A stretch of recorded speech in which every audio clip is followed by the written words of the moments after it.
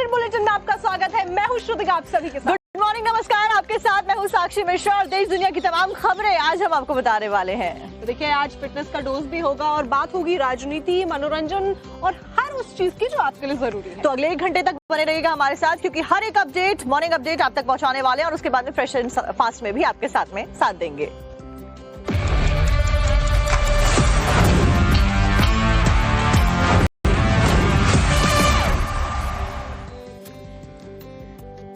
Bulletin की शुरुआत बड़ी खबर के साथ करेंगे। यूपी के कानपुर से खबर मिली है, जहां पर 2 स्कूटियों में धमाका हो गया। धमाके होने के बाद तमाम सवाल खड़े किए जा रहे हैं और यही कारण है कि कई सारी जो टीमें हैं वो जांच पड़ताल में जुट चुकी हैं। तो ऐसे में सवाल ये सबसे बड़ा है कि ये कहीं किसी साजिश के तहत तो नहीं किया गया है और इसी वजह से इस पूरे मामले की जांच की जा रही है। 1 किलोमीटर के इलाके को सील कर दिया गया है जहां पर ये ब्लास्ट हुआ है, उसके आसपास में भी पुलिस बल की तैनाती की गई है। पुलिस को टीमों में डिवाइड किया गया है, जो कि अलग अलग तरीके से जांच पड़ताल में जुटी हुई है। आपको ये भी बता दें कि पुलिस की 7 टीमें ब्लास्ट की जांच मौजूदा वक्त में कर रही है। फॉरेंसिक टीम तक घटनास्थल पर मौजूद है और सैंपल्स लेके जांच पड़ताल की जा रही है कि आखिरकार ये धमाका हुआ तो हुआ कैसे।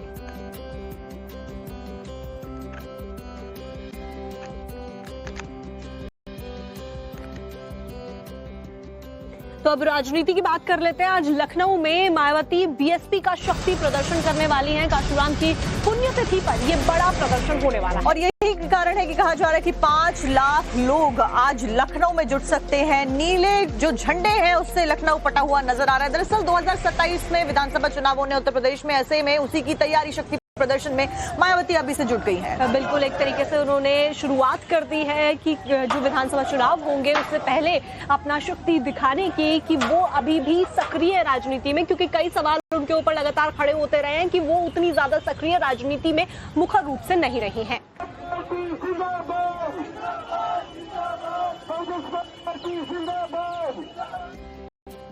और अब बात कर लेते हैं बिहार चुनावों की, क्योंकि महज कुछ ही दिनों का या हफ्तों का आप कहिए कि समय रह गया है। एसएम प्रशांत किशोर की पार्टी जनसुराज के द्वारा आज पहली उम्मीदवारों की सूची जारी की जानी है। अब बिल्कुल ऐसे में जब तारीखों का ऐलान हो चुका है और अब पहली लिस्ट जो है प्रशांत किशोर की तरफ से जारी की जाएगी कि कौन कौन से उम्मीदवार होंगे, किस जगह से वो खड़े करने वाले हैं। और ऐसे में सबकी निगाहें इस बात पर टिकी हुई हैं कि कौन से वो उम्मीदवार होंगे जो सीधी टक्कर देते हुए बड़े चेहरों को नजर आने वाले। बिहार के विधानसभा चुनाव इस बार बहुत ज्यादा दिलचस्प। प्रधानमंत्री नरेंद्र मोदी और ब्रिटेन के पीएम कीर स्टारमर की मुलाकात होने वाली है। मोदी और कीर स्टारमर के बीच में आज मुलाकात होने जा रही है। तो 2030 के विजन के ऊपर दोनों के बीच में चर्चा होने वाली है। डेवलपमेंट एक अहम मुद्दा रहने वाला है। साथ साथ में ट्रेड को लेकर चर्चा की जानी है। ब्रिटेन इंडिया के संबंध शुरू से ही अच्छे रहे हैं। ऐसे में ब्रिटेन के पीएम भारत में मौजूद हैं। उनकी मेहमान नवाजी के साथ साथ में तमाम जो राजनीतिक और साथ में ट्रेड से संबंधित विषय है उसके ऊपर चर्चा होने वाली है। बिल्कुल, वैश्विक मुद्दों को लेकर यहाँ चर्चा होने वाली है। ये जो मुलाकात है बहुत ही ज्यादा अहम मानी जा रही है, जो कि ब्रिटेन के साथ भारत के संबंधों को और ज्यादा बेहतर कर सके,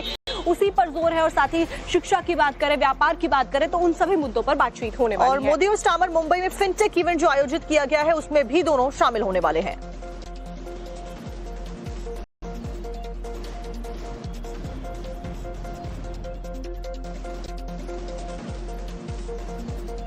बड़ा बयान अब सामने आ गया है। काराकाट सीट से चुनाव लड़ना चाहती हूं, ज्योति के द्वारा कहा गया है। पवन सिंह चुनाव लड़ने के बाद में वहां नहीं गए। पवन सिंह के भी चुनाव लड़ने की अटकलें। कुछ दिन पहले ही बीजेपी में शामिल हुए पवन सिंह और पवन सिंह के घर पर ज्योति मिलने के लिए पहुंचती हैं, तब हाई वोल्टेज ड्रामा देखने को मिलता है। जब ज्योति ने एक वीडियो भी बनाया था, सोशल मीडिया पर अपलोड किया था और अब ज्योति का इस पूरा घटनाक्रम के बाद में बयान सामने आया है। पवन सिंह चुनाव लड़ने के बाद वहां नहीं गए। काराकाट सीट से चुनाव लड़ना चाहती हूं, ज्योति का कहना है।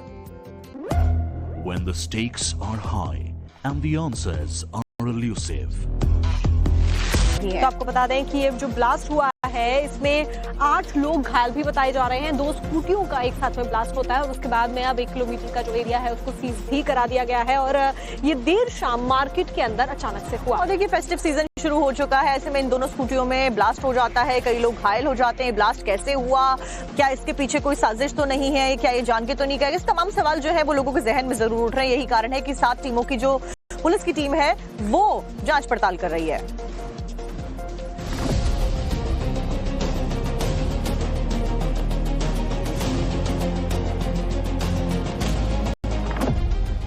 सड़क किनारे स्कूटी में तलाशी।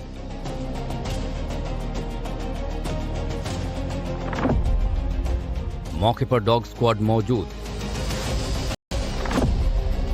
जांच में जुटी फॉरेंसिक टीम।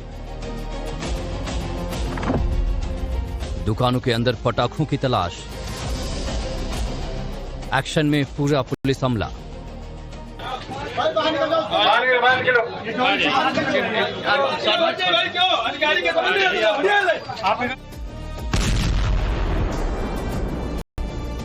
ये कानपुर के मूलगंज इलाके में ब्लास्ट के बाद पुलिस का एक्शन है। जांच एजेंसियों के सामने बड़ा सवाल ये है कि धमाका क्यों हुआ। त्योहारी सीजन में ये किसी की साजिश है या फिर कोई हादसा।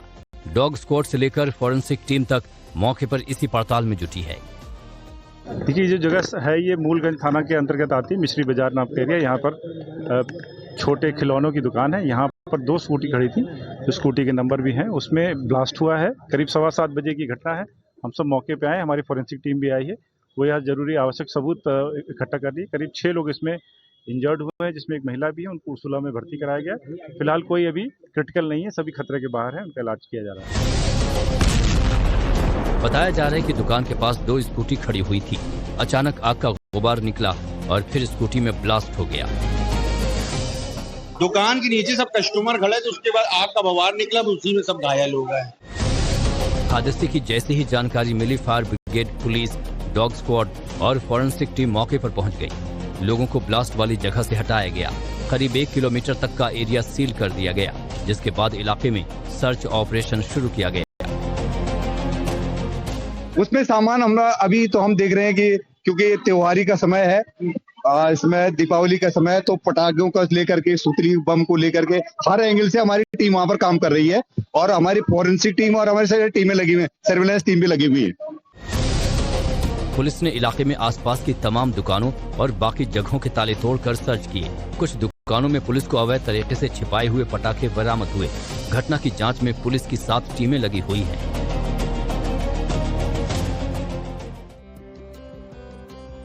गुजरात के सूरत में बवाल देखने को मिला है, वो भी सत्ताधारी पार्टी के दफ्तर के अंदर। अब ऐसे में मारपीट क्यों हुई, किसने की, देखिए हमारी रिपोर्ट।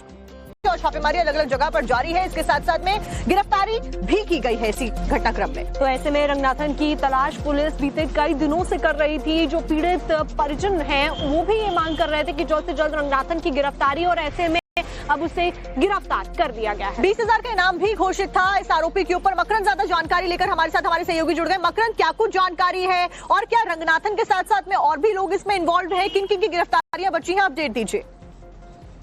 देखिए, मध्य प्रदेश पुलिस ने एक एसआईटी बनाई थी छिंदवाड़ा में, जब 20 बच्चों की मौत हो चुकी है जहरीला कफ सिरप पीने से। ये कफ सिरप चेन्नई के नजदीक कांचीपुरम में एक 3 BHK जैसी जगह पर बनाया जा रहा था, अमानक रूप से बनाया जा रहा था। और इसका जो मालिक है उसका नाम रंगनाथन है, जिसको एसआईटी की टीम ने वहां पहुंचकर गिरफ्तार किया है। अभी फिलहाल जो सूत्र बता रहे हैं कि प्रोड्यूस किया जाएगा उनको वहां के लोकल कोर्ट में, रंगनाथन को, और उसके बाद यहाँ पर पुलिस लेकर के आएगी। तो ये प्रक्रिया अभी अपनाई जाएगी और देर रात तक रंगनाथन के छिंदवाड़ा पहुंचने की संभावना जताई जा रही है। अभी फिलहाल गिरफ्तारी हो गई है और अब सरकार कार्रवाई भी कर रही है। चेन्नई पुलिस से भी कोऑर्डिनेट किया जा रहा है। साथ ही साथ किस तरह से मिलावटी कफ सिरप बेचा जा रहा था और इसके अलावा कौन कौन लोग इसमें और शामिल है, क्योंकि बिना सरकारी मिलीभगत या फिर अन्य लोगों की मिलीभगत से इतना बड़ा सिंडिकेट चलाना आसान नहीं है। इसीलिए पुलिस पूछताछ करेगी, एसआईटी पूछताछ करेगी और कोर्ट में प्रोड्यूस करके पुलिस रिमांड लेने की कोशिश करेगी। जी मकरंद, जिस तरीके से आप बता रहे हैं कि रंगनाथन फरार चल रहा था और बीते कई दिनों से उसे पकड़ने की कोशिश की जा रही थी, ऐसे में ट्रेसिंग किस तरीके से की गई है, कहां पर छापेमारी इससे पहले की जा रही थी पुलिस की तरफ से? देखिए, कांचीपुरम में जो ये फैक्ट्री जहां पर बनी हुई है वहां पर पहले फेक एड्रेस निकला था। जब पुलिस की टीम वहां पर पहुंची तो उस एड्रेस पर कोई नहीं मिला था। उसके बाद जब श्रीसन फार्मा की तलाश लोकल लेवल पर की गई तो किसी और स्थान पर ये फैक्ट्री मिली थी। इसके बाद पुलिस ने वहां पर रंगनाथन का पता लगाया कि इस जगह का ओनर जो है वो रंगनाथन है, और उसके बाद उसके फोन ट्रेस किए जा रहे थे, उसके रिश्तेदारों से पूछताछ की जा रही थी, और इसके बाद पुलिस लगातार जो मनी ट्रेल है उसको भी चेक कर रही थी कि कहाँ से पैसे। जानकारी देने के लिए आपका बहुत बहुत शुक्रिया। आगे भी आरोपियों की जो तलाश है वो पुलिस के द्वारा जारी है। जितने भी आरोपी हैं इसको पूरे कफ सिरप के मामले में उनकी धरपकड़ जारी है। इसी के साथ में आगे बढ़ते हैं, अगली खबर का भी रुख कर लेते हैं। आप सोचिए, अगर कोई गाड़ी 80 फीट नीचे गिर जाए और उसके बाद उसमें जो लोग सवार हो, उनको खरोच तक भी ना आए, क्या ऐसा पॉसिबल है? बिल्कुल ऐसा पॉसिबल नहीं है, लेकिन ऐसा ही मामला हुआ है। आपको रिपोर्ट दिखाते हैं। दो बाघिन के बीच ऐसी लड़ाई। कहा मोदी जी क्या कर रहे हो? नरेंद्र सरेंडर। उस कांग्रेस नेता की माने तो किसी दूसरे देश के दबाव के कारण तब कांग्रेस सरकार ने भारत की सेनाओं को पाकिस्तान पर हमला करने से रोक दिया था। मुंबई में मुंबई हमलों का जिक्र और फिर पाकिस्तान पर एक्शन से देश की सेना को रोकने का कांग्रेस पर आरोप, वो भी कांग्रेस के दिग्गज नेता और तब के गृह मंत्री के बयान को आधार बनाकर पीएम मोदी ने सीधे सीधे कांग्रेस से पूछ लिया कि वो कौन था जिसने दबाव में देश की भावना से खिलवाड़ किया। कांग्रेस को यह बताना होगा कि वो कौन था जिसने विदेशी दबाव में फैसला लिया, जिसने मुंबई की देश की भावना से खिलवाड़ किया, और देश को ये जानने का हक है। अब तक पीएम मोदी को कांग्रेस नेता और खुद राहुल गांधी ऑपरेशन सिंदूर में ट्रंप के दावे को लेकर घेरते रहते थे। राहुल गांधी तो संसद से लेकर कई मंचों तक से पीएम मोदी पर सरेंडर करने का आरोप लगा चुके हैं। ऐसे में पीएम मोदी के एक सवाल से पूरी कांग्रेस में खलबली मच गई। ये बिल्कुल बेबुनियाद है और पूरी तरह से गलत है, और ये दुर्भाग्यपूर्ण बात है कि भारत के प्रधानमंत्री को ऐसा बयान देना पड़ा, क्योंकि वास्तविकता ये है कि 2014 से लेकर 2024 तक सर्जिकल स्ट्राइक के बावजूद जो पुलवामा में के बाद कार्रवाई की गई थी बालाकोट में, और जो अब कार्रवाई की गई है, जो पाकिस्तान की डीप स्टेट है उसका जो डीएनए है वो डीएनए नहीं बदलता। कि जब हमारी सेना आगे बढ़ रही थी ऑपरेशन सिंदूर में और हर तरह से उसका नियंत्रण था, तो डोनाल्ड ट्रंप साहब का एक ट्वीट आया और उसके बाद सीज फायर हो गया। तो डोनाल्ड ट्रंप के या अमेरिका के दबाव में कौन आता है, ये तो सारी दुनिया ने देखा है। दरअसल कांग्रेस नेता और पूर्व गृह मंत्री पी चिदम्बरम ने एक इंटरव्यू में दावा किया था कि तत्कालीन यूपीए सरकार ने 2008 के मुंबई आतंकी हमलों के बाद भारी अंतर्राष्ट्रीय दबाव और विदेश मंत्रालय के रुख के चलते पाकिस्तान पर जवाबी कार्रवाई न करने का फैसला किया था। मेरे मन में बदला लेने का विचार आया था, लेकिन सरकार ने सैन्य कार्रवाई न करने का फैसला किया था। चिदम्बरम के इसी बयान पर पीएम मोदी ने कांग्रेस को घेरा है, तो बीजेपी ने भी कांग्रेस के वार पर पलटवार किया है। यही नया इंडिया है। कई लोग पूछते थे ना न्यू इंडिया क्या है? न्यू इंडिया घर में घुस के ठोकता है, और यूपीए की सरकार जो पहले की सरकारें थी वो अंतर्राष्ट्रीय दबाव के कारण आतंकवाद देश में होता था, पर वो मूक दर्शक बनी हुई बैठी रहती थी। ऑपरेशन सिंदूर में राहुल गांधी वाले सरेंडर का जवाब अब बीजेपी की ओर से मुंबई हमले पर चिदम्बरम के दावे को लेकर दिया जा रहा है। ऐसे में तय है कि इस मामले में पीएम मोदी के बयान के बाद सियासत और भी तेज होगी। बीते दिन उत्तर प्रदेश के रामपुर में जो भी कुछ हुआ वो किसी हाई वोल्टेज ड्रामा से कम नहीं था, क्योंकि रामपुर अखिलेश यादव पहुंचते हैं खास मुलाकात करने के लिए आजम खान के साथ में। अब ये मुलाकात कितनी सार्थक रही कितनी नहीं, ये तो वक्त के साथ में ही पता चलेगा। लेकिन सवाल ये बना हुआ है कि क्या सब कुछ यूपी के अंदर ठीक हो गया है? जो सियासत गरमा रही है, क्योंकि अखिलेश यादव और आजम साथ में आ गए हैं, उसके बाद से बीजेपी बहुत ज्यादा हमलावर है और बीजेपी के नेता तो तंज कसने से भी पीछे नहीं हट रहे हैं।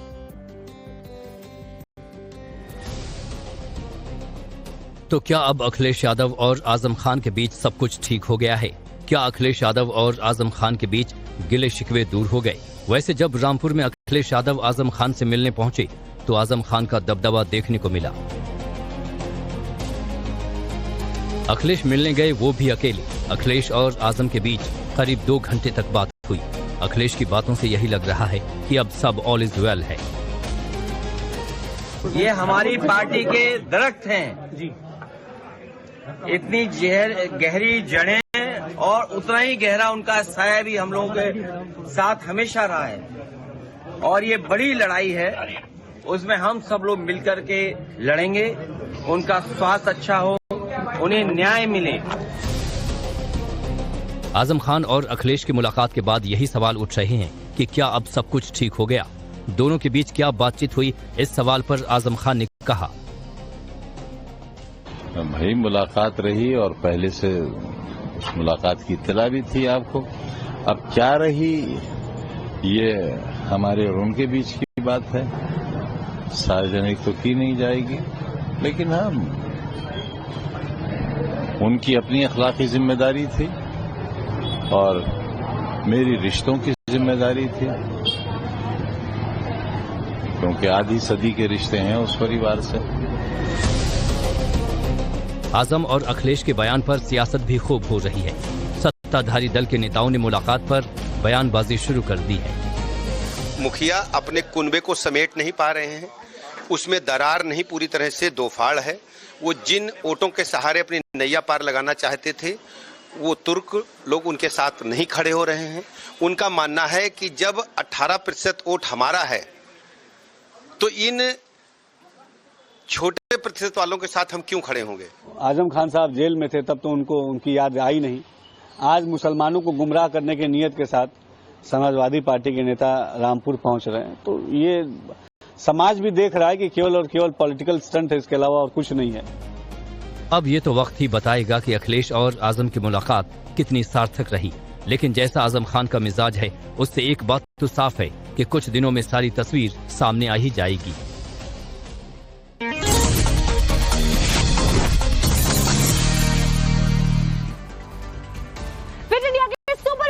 इतना ही, अब वक्त हो गया है फ्रेश एंड फास्ट का। तो चलिए शुरुआत करते हैं फ्रेश एंड फास्ट की और आपको देते हैं खबरों का super dose. Fresh and fast में आपको दिखाएंगे कि कैसे एलवीश यादव प्रेमानंद महाराज के साथ में मुलाकात करके आए और ऐसे में प्रेमानंद महाराज ने एलवीश से क्या कुछ अपील की। इसी के साथ में आपको दिखाएंगे कि कहां से एक व्हीकल पे, टू व्हीलर पे रोमांस वाला वीडियो सामने आया जो कि वायरल हो रहा है। क्यों वायरल हो रहा है ये भी आप